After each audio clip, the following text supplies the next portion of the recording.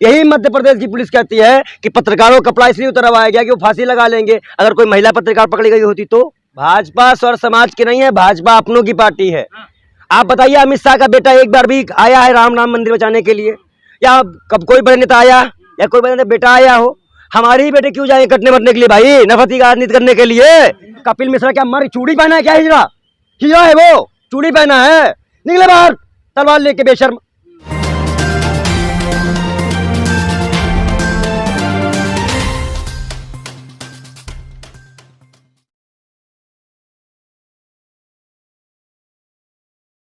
कुतुब मीनार का जो स्तंभ है, अभी कुछ संगठन या कुछ लोग ऐसा बता रहे हैं कि वो विष्णु स्तंभ है, इसको आप कैसे देखते हैं? देखिए, एक चीज मैं बता दूं कि पहले हम ही मांगते थे कि कुछ अंधभक्त हैं जो गोबर खा चुके हैं, अब कोर्ट ने भी कहा है पढ़ लिख के आओ। ताजमहल फैसला क्या है इलाहाबाद हाई कोर्ट का, पढ़ लिख के आओ, तुम्हारे हिसाब से हम इतिहास नहीं चलने देंगे। ठीक, पहले हमें शक था क्योंकि हमारे यहाँ के प्रधानमंत्री जी की एजुकेशन भी डिफाइन नहीं की गई। कोई कह रहा बीएससी है, कोई कह रहा बीए है, कोई कह रहा कुछ है, कोई कह रहा कुछ है। 36 साल तक उन्होंने भीख मांगकर खाना खाया, उनका स्टेटमेंट है। ठीक है, आज जैसे गोडाउन में गड़बड़ है, शोरूम तो ऐसे ही निकलेंगे, गए थे मुंह की खानी पड़ी। आप बताइए, कल को ये कह देंगे किसी की बात से कह के कि भाई ये चीज यहाँ पे नहीं था।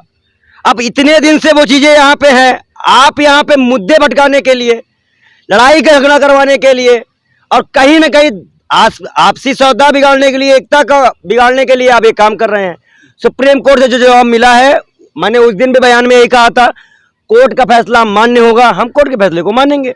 पहले ये पढ़ के आए, पीएचडी करके आए, फिर हम देखेंगे क्या करना है उसमें। तो कह रहे हैं कि हमने पीएचडी कर रखी, तो 22 कमरे ताजमहल के बंदे, उसमें भगवानों की मूर्तियां छुपा रखी। मतलब कोर्ट का फैसला नहीं मानेंगे? राम मंदिर के टाइम पे कोर्ट का फैसला अटल हो गया था, आज कोर्ट का फैसला नहीं मानेंगे। वो कह रहे हैं कि अभी तो सुप्रीम कोर्ट, हाई कोर्ट जाएंगे। सुप्रीम कोर्ट जाइए आप, लेकिन आप बहस क्यों कर रहे हैं?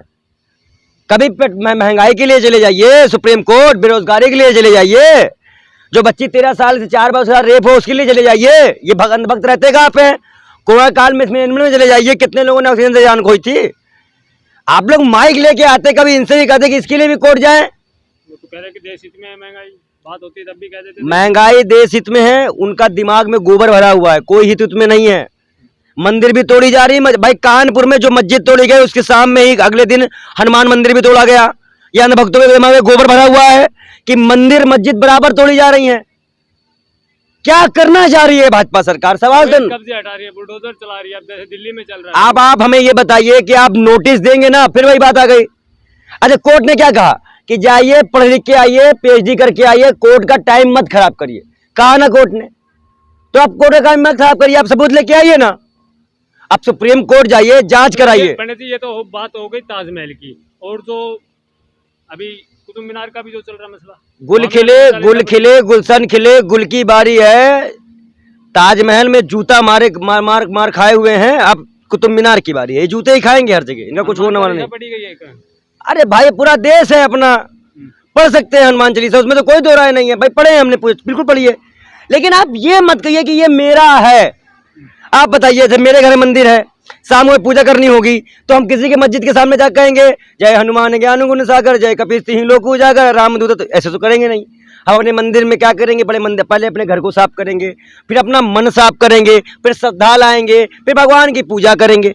यही कर विधान तो पूजा का यही है। अब पता नहीं है अन्न भक्त गोबर भक्त कौन सी पूजा कर रहे हैं, उसमें हम क्या कर सकते हैं भाई? अब 5 बजे इनकी नींद खराब होती है, बेशर्मों को पता ही नहीं कि 5 बजे उठा जाता है। ऐसे ऐसे गोबर भक्तों का नमूना देखा, कौन था वो सोनू निगम था ना, कि 5 बजे नींद खराब हो जाती है। अब 5 बजे हिंदू धर्म में उठने का मुहूर्त है।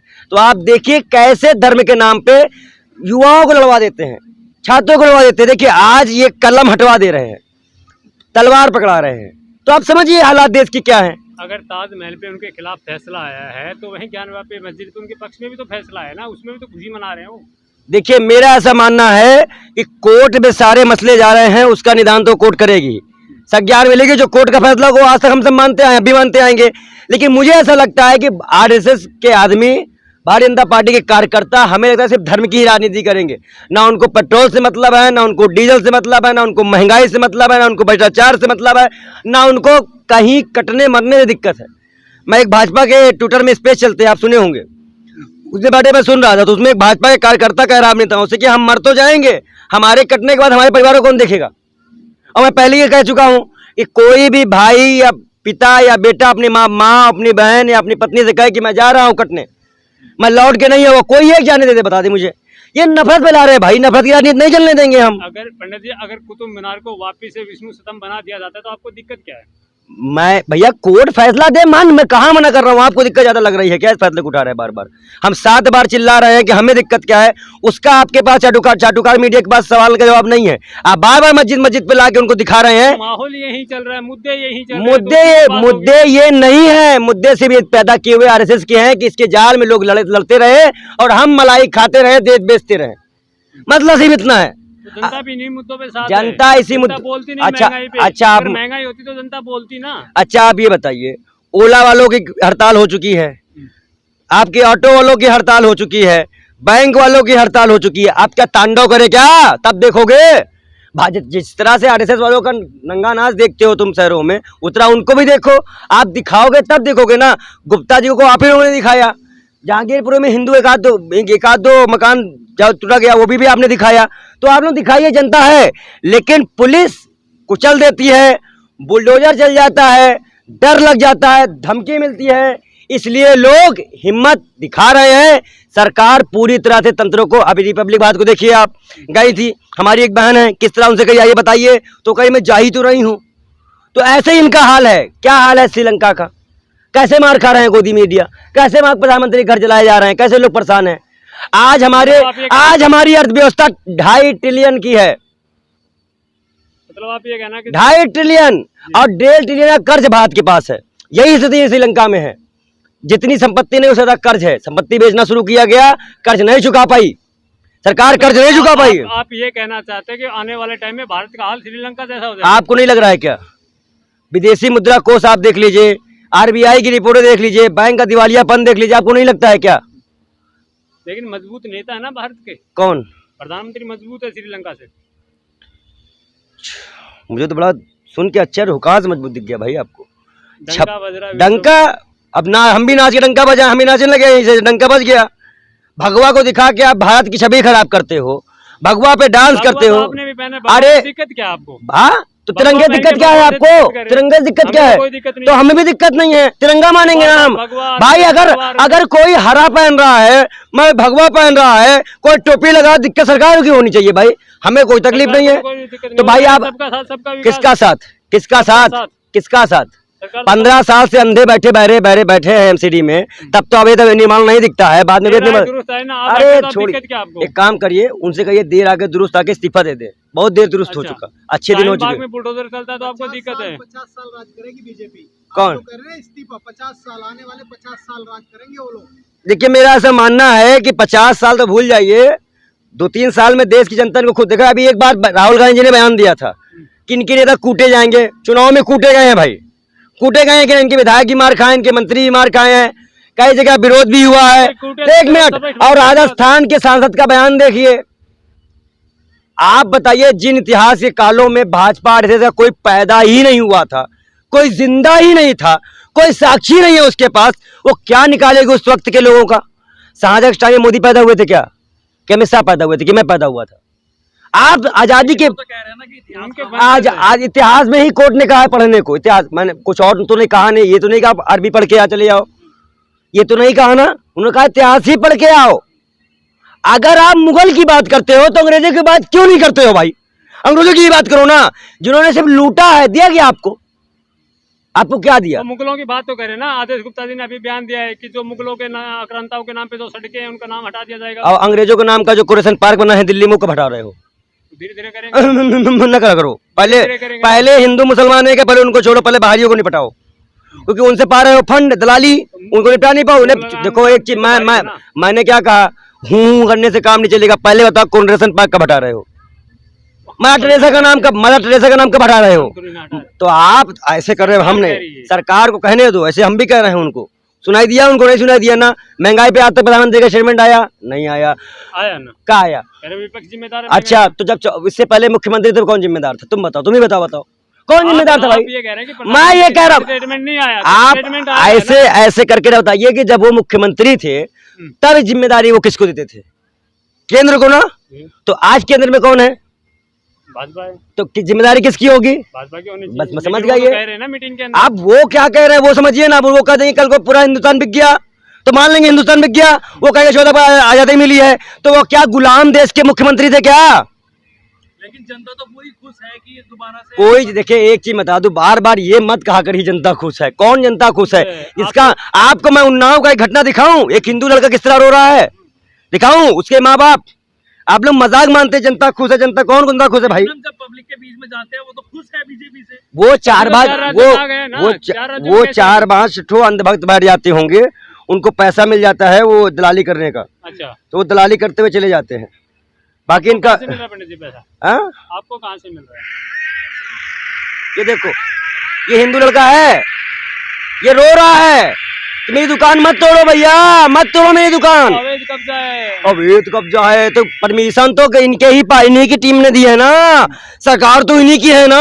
अभी तो लगातार कह रही है एक जो तरफ- अवैध कब्जे हैं तो उनको भाई तोड़ा जाएगा। तो चाहे वो फिर हिंदू हो ठीक चाहे है, मुस्लिम हो। अवैध कब्जे के टाइम पे जितना पैसा बीजेपी के नेताओं ने लिया है वापस करें जनता को।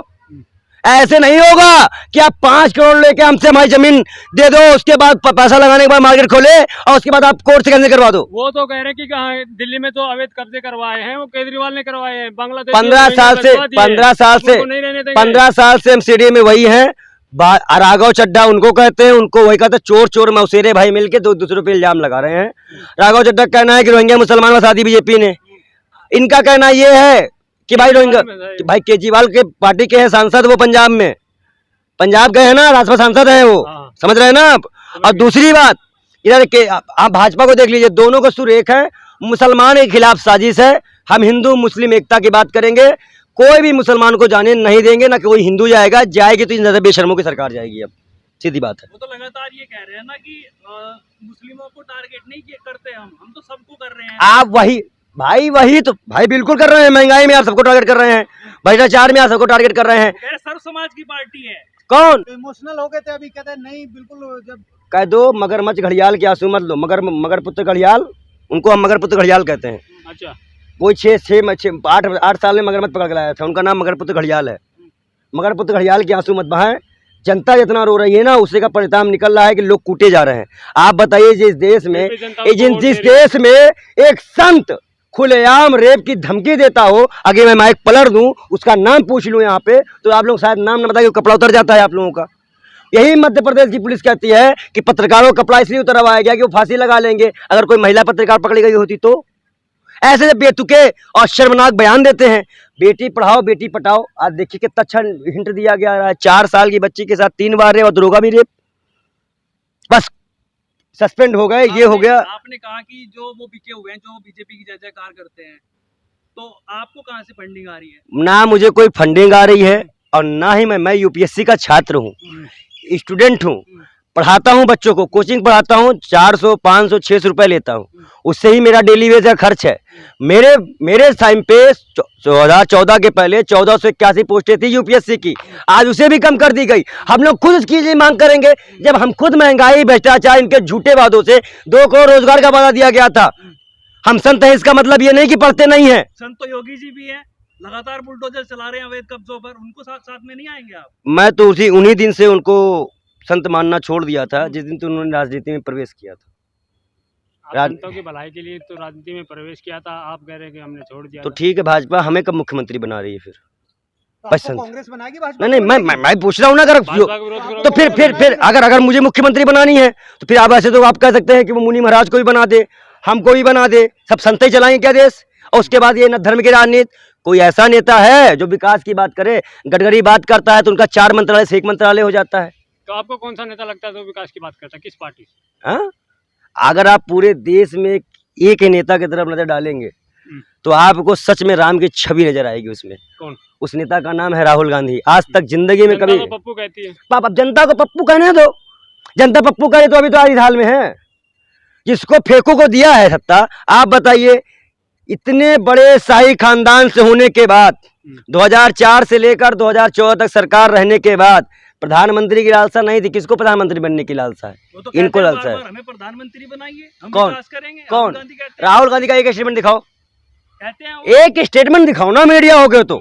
आप लोग देखिए, मैं सीधा जानता हूं, राम के पचिन्हों पे शांति, सभ्यता, आदर्श, उन्होंने सावरकर को भी सावरकर जी कहा। वहां उन्होंने कहा कि मैं जी लगाया नहीं जाता, मेरे संस्कार इस बात की इजाजत नहीं देते हैं। कांग्रेस प्रधानमंत्री का चेहरा सामने क्यों नहीं लेके आ रही, कौन है? देखिए, प्रधानमंत्री का चेहरा हमारे यहाँ पे कोई फिक्स नहीं है। और दूसरी बात यह है कि बीजेपी की तरह नहीं है कि आडवाणी के बाद फंडिंग ना रेज हो पाए तो मोदी को लगा खड़ा कर दो।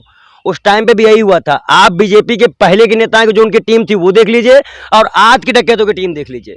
पूरी टीम चेंज कर दी गई है, और मेरे पास इसके सबूत भी हैं कि पहले फंडिंग कैसे रेज की जाती थी, आज फंडिंग रेज कौन कर रहा है।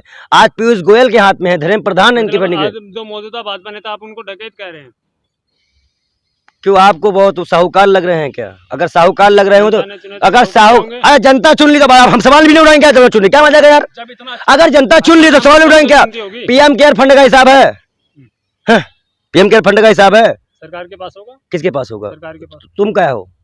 हम सरकार थोड़ी ना। तुम हो क्या फिर? हम सरकार। तुम हो क्या फिर? हम सरकार। माइक लगाओ तो कुछ तो जिम्मेदारी रखते होगे ना अपने प्रति। इस देश के प्रति कोई जिम्मेदारी है तुम्हारी कि नहीं? है माइक लगाना तुम्हारी जिम्मेदारी है, ये सरकार की सिर्फ बातें पे बताना जिम्मेदारी है तुम्हारी। मैं आपसे पूछा, पीएम केयर फंड की कोई जिम्मेदारी आप लोग रखते हैं? जब कांग्रेस इतना अच्छा काम कर रही थी तो सरकार से क्यों गई, और लगातार दो देखिए, उस वक्त जुमले चलाए गए थे, 15-15 लाख आएंगे, 2 करोड़ रोजगार आएंगे, और उसका फायदा, पूरा फायदा आप देख लीजिए कैसे क्या मिला।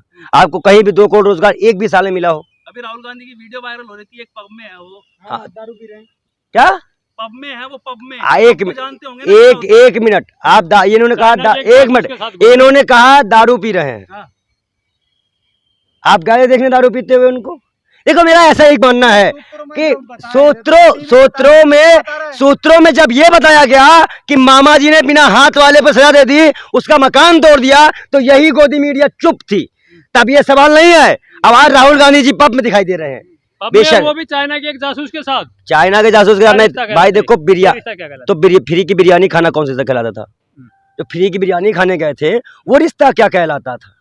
वो भी तो कोई रिश्ता था ना, फ्री की बिरयानी खाना, मजबूत करना। तो यहाँ भी विदेश नीति मजबूत करना जासूस के साथ। किसके साथ? तो वो पाकिस्तान भी हमारे लिए जासूसी था।